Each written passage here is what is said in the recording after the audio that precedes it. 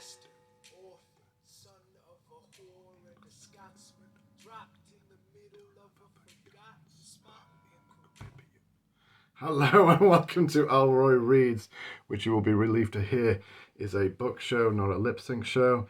And I thought, wouldn't it be interesting with all of this Hamilton mania going around these days, both with the musical and also a resurgence of interest in him in both the political right and left, developing him as something of a cult hero, kind of across the political spectrum.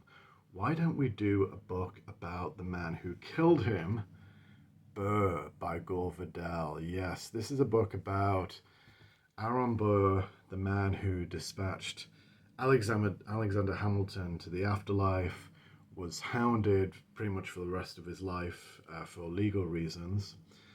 And another legacy of Aaron Burr is he probably gave us this very, very famous musical, By Default. But Gore Vidal, the author of Burr, is one of the most fascinating figures in American literary history. I'm only going to be able to skim over his life and career here. But a few salient points. He was born in 1925 at West Point Military Academy. The reason he was born there is because his father, who was an aviation pioneer, was lecturing on aviation at the academy at the time. And it seems rather appropriate because Vidal grew up to be somewhat part of the establishment and somewhat kind of like always tapping at the door or giving, satiric asides, barbs at the establishment. His mother was a socialite. He cut off all contact with her, apparently after one final argument. He was quite deeply ingrained in society. He met Amelia Earhart as a young boy because his father knew her. In World War II, he served in the Aleutian Islands, and by his own admission, he said he didn't do anything of any use. However, it did serve him well because he was to write a military novel, Willow War, and also the novel that kind of really broke through for him was The City and the Pillar, in which he discussed homosexuality and presented it in a very dispassionate style, which was shocking for the late 1940s. Now, Gore Vidal himself was bisexual or LGBT, and was fairly open about it because he was a tremendous wit. So when I say open about it, he could often be just almost like flirty or scabrous about it. When asked whether his first sexual encounter was with a man or a woman, he said, "I was too polite to ask." He was also a great iconoclast. He spoke out against religion pretty much throughout his life and presented it in pretty unflattering terms in his novels. I remember when somebody asked him, "Did you think you die and that's it?" He said, "No, I think you're born and that's it." So, moving through his life, he dabbled with the Democratic Party. He was a man of the left, and he ran for election a few times, but never successful. And I think somewhat to his relief, as he was to say later, because holding elected office, and he said he was never good at raising the huge sums that you need to raise in American politics just to run an election on a day-by-day basis. Holding elected office wouldn't have suited him.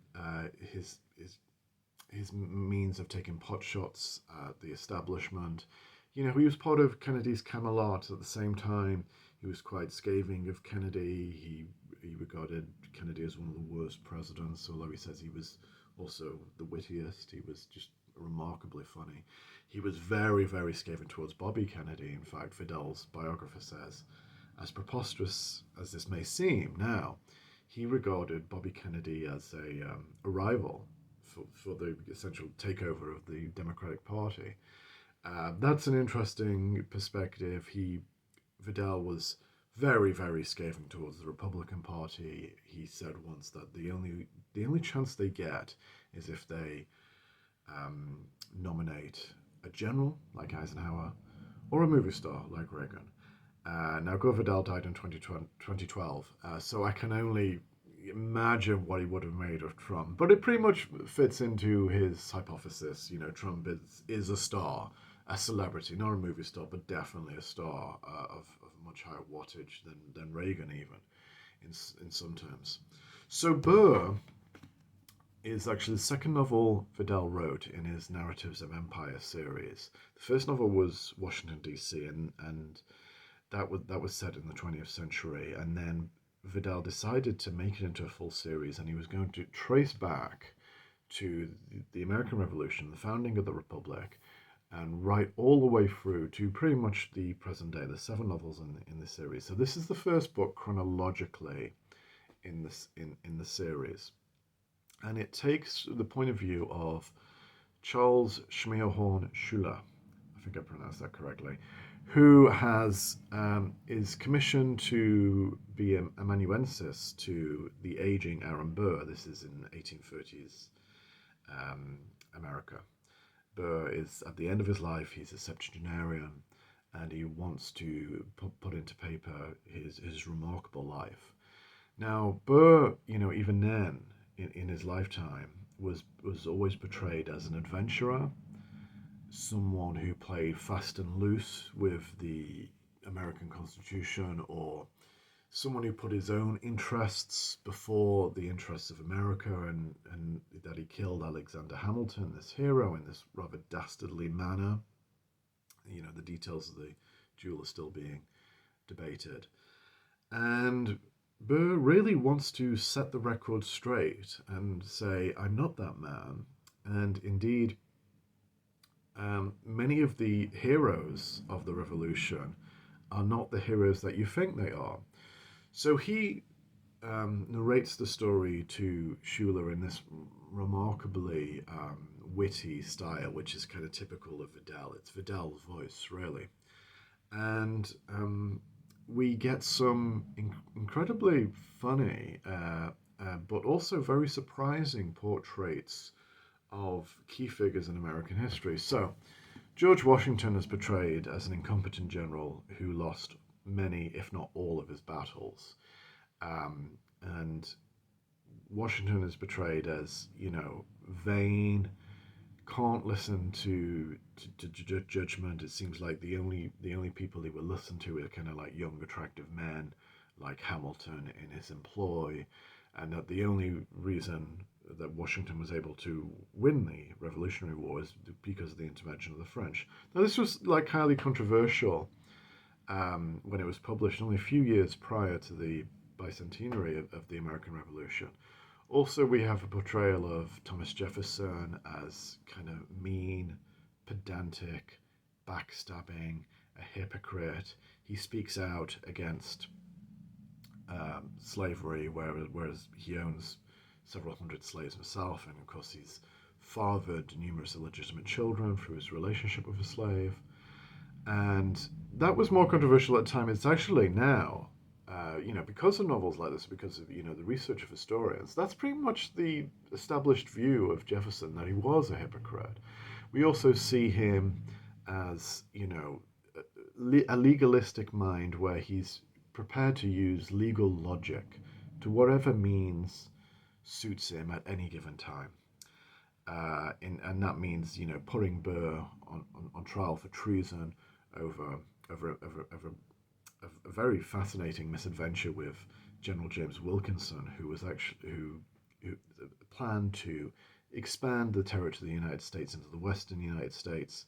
That all unravels because James Wilkinson was actually a double agent for the Spanish crown, and that's just fascinating read. There's just fascinating stuff in here. Also, we get appearances by Washington Irvine, by Andrew Jackson, by Martin Van Buren, and I'm not giving anything away by saying that in this narrative, Martin Van Buren, who is ascending to the presidency, is the illegitimate son of Aaron Burr. And this is one of the kind of, the foundations of this Narratives of Empire series, because Vidal's hypothesis is that America is not the republic it was founded to be, or that it was supposed to be, is that it was an empire, and that it was men like Jefferson, through his kind of what he describes as the illegal Louisiana Purchase, and the drive westward, that founded this empire. And he goes on, to talk about potential wars with Canada to expand, with Mexico, with Cuba, and into the Philippines. Essentially, Vidal's premise is that America is not that different from the European empires, particularly or the British Empire, which it had won its independence from. So, Vidal is not, the author that you might want to read if you're a dyed-in-the-wool American patriot, particularly, Republican conservative. But, he is, I could be wrong because James Ellroy, I know, was a big fan of this novel, and he didn't talk about reading much subsequently of Vidal. At least he made some comments about wanting to read the entire series. But James Ellroy's historical novels, like the LA Quartet series, or particularly the Underworld USA series, are looking at American history on the same epic scale, and they're starting with the same premise that what you thought was the established historical point of view, or the patriotic, the flag waving historical point of view, that is all false. America is built on either these lies or that there are these power sources that are not fully acknowledged.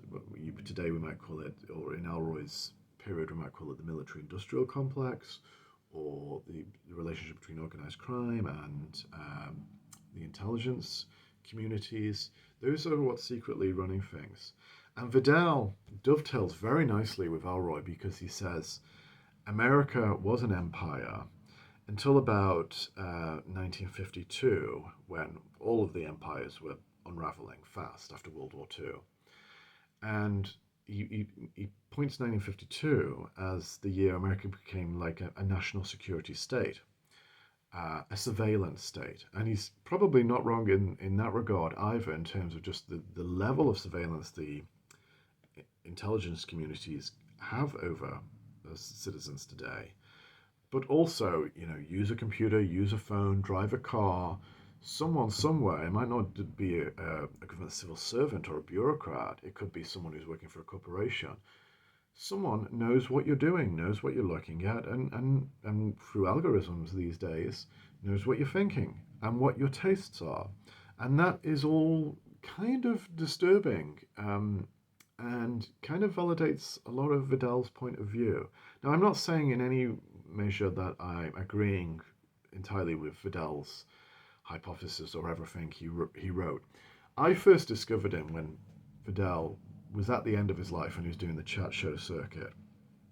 He famously said, never turned down a chance to have sex or go on television. So in his dotage, he was on television a lot. And I think he had lost something. That wit had given over to a certain bitterness. It's not uncommon in old age. I think it happens to us all that we lose a certain levity.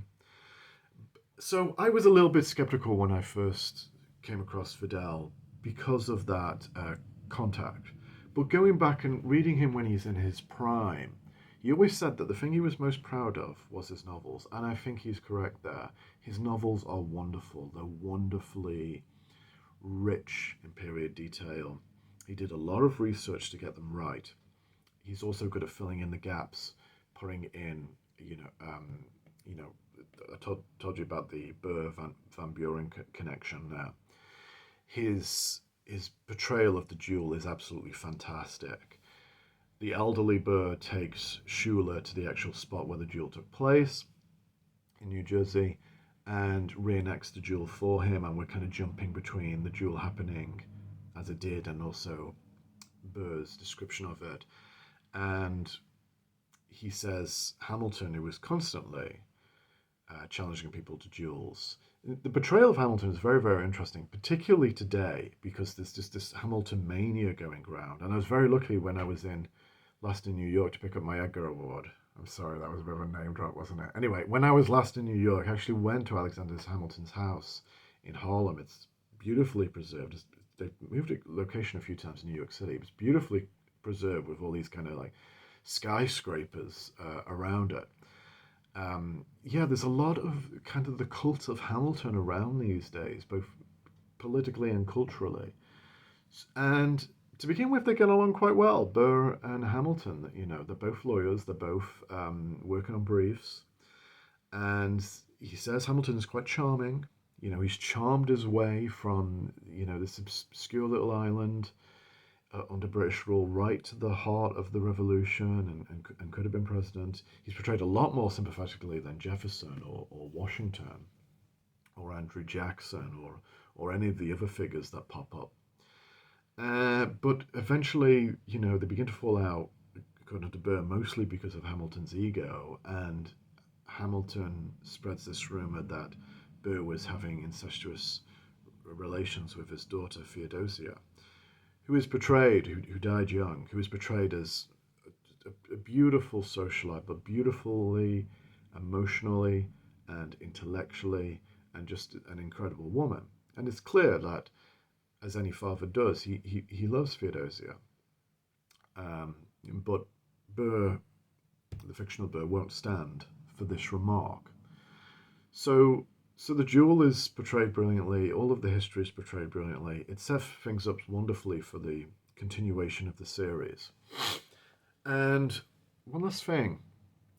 Now, you might think that Elroy and Gore Vidal are an odd couple in many ways. After all, Elroy is one of the great womanizers, and my job as a biographer, a lot of it was just hunting down women who'd been in relationships with him, and I say hunting down, we actually had very, very enlightening and mutually respectful conversations. But a lot of my job was chasing these women, and Vidal was bisexual, and he often said he was actually celibate. He didn't agree with the kind of sexually obsessed culture in the United States. Anyway, what an author says and what an author does are often two different things. So they might seem like an odd couple, but they have many parallels historically in their work, as in terms of their portrayal of America, their basic thesis of America. And something Andrew Vax said to me came back when I was rereading Burr and having a jolly good time rereading it. Andrew Vax, the crime novelist who knew Elroy, said, Elroy tried on a number of personas until he found one that fit. So today we think of James Ellroy, the demon dog of American literature, with its, the Hawaiian shirts and the outrageous rapping and foul language, the profane and the profound. James Ellroy loves to shock. But think about it from another perspective. If you had just tilted James Ellroy a little bit in the 80s when he's finding his voice as an author, then he could have been a bit closer to Gore Vidal. Not in terms of his sexuality, but in terms of his, they're both dapper, they're both stylish, they're both acerbic about America, they're both witty in their own way. And Elroy could have been a little less shocking and just a bit more sophisticated, or raconteur. He's a good raconteur. He could have just been a bit more like Vidal, but that wouldn't have worked out as well for him. I think the work connection is enough because, one, the rule is be the best version of yourself, and two, Vidal had that sewn up. The literary market is pretty small. There's only a few greats up there, and Elroy wanted to be a great, so the greats don't imitate pedantically. You've got to find your own voice. So that's an interesting thought to end on. Anyway, Gore Vidal's Burr. Read it. Forget everything you thought about Alexander Hamilton. This portrayal is pretty good. And it's up there with all the Hamilton mania right now, and the whole series is good. And Elroy really admires this novel, and there's many parallels with his work and Vidal's. Okay, that's all for this week. I'll see you next week. Bye-bye.